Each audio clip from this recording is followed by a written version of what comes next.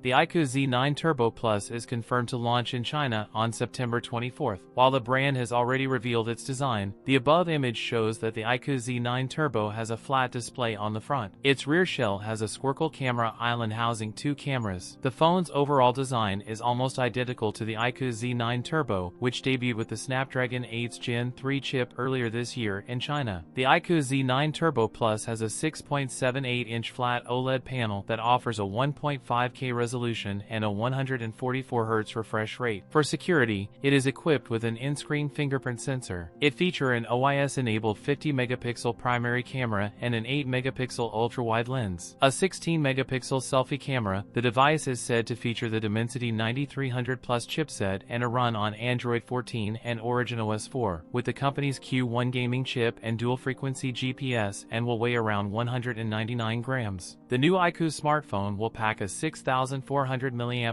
battery. The Z9 Turbo Plus is expected to be priced at around 2,000 yuan. That's it for today's video. If you enjoyed it, don't forget to like, comment, and subscribe for more content. Thanks for watching, and I'll see you in the next one.